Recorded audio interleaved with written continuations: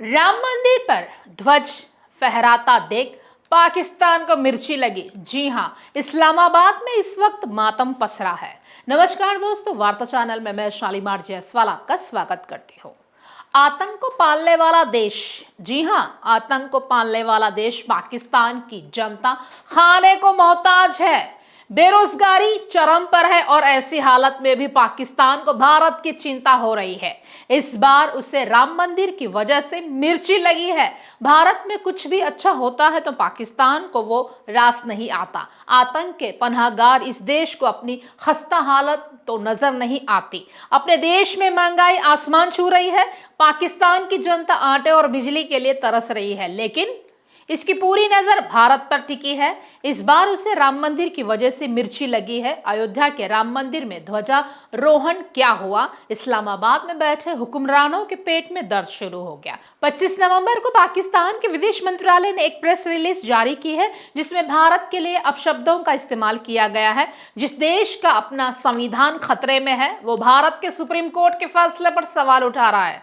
तो आइए देखते हैं इस पर हमारी एक खास रिपोर्ट।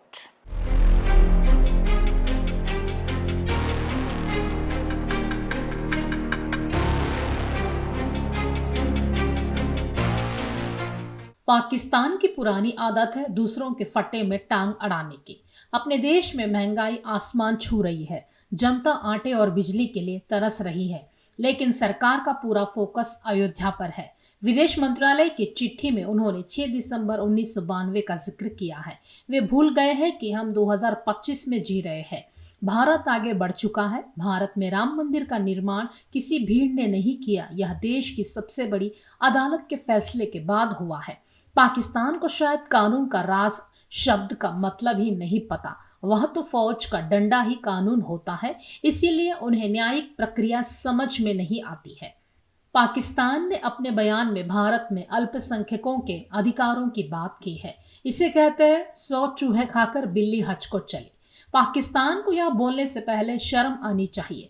पाकिस्तान में हिंदुओं की आबादी आज़ादी के वक्त कितनी थी और अब कितनी है? वहां आए दिन हिंदू बेटियों का अपहरण होता है, जबरन धर्म परिवर्तन कराया जाता है। सिखों और ईसाइयों के साथ क्या होता है यह पूरी दुनिया जानती है। जिस देश में खुद मस्जिदों में बम फटते हो, वो भारत को इबादत गाहों की सुरक्षा पर पाठ पढ़ा रहा है। यह दोगलापन नहीं तो और क्या है। पाकिस्तान अपनी प्रेस रिलीज में बार बार बाबरी मस्जिद का नाम ले रहा है। यह उनका पुराना पैंतरा है। वे दुनिया का ध्यान अपनी नाकामियों से हटाना चाहते हैं। जब भी पाकिस्तान में कोई घरेलू संकट आता है, वे कश्मीर या इस्लाम खतरे में है का नारा लगाने लगते हैं। अब उनके पास अयोध्या का नया बहाना है। उन्होंने संयुक्त राष्ट्र यूएन से भी गुहार लगाई है, लेकिन दुनिया जानती है कि पाकिस्तान की बातों की अब कोई वैल्यू नहीं है।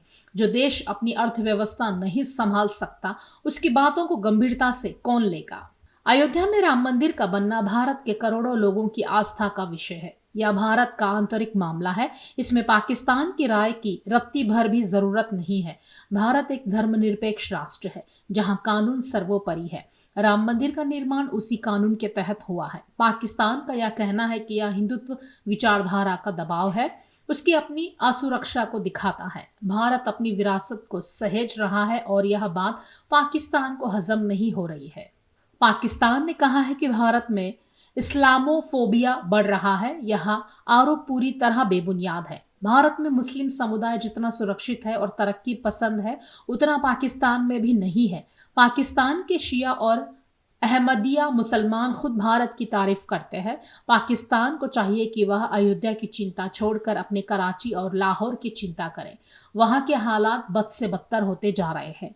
भारत को आईना दिखाने से पहले पाकिस्तान को खुद आईने के सामने खड़ा होना चाहिए। वह उसे एक विफल राष्ट्र का चेहरा नजर आएगा।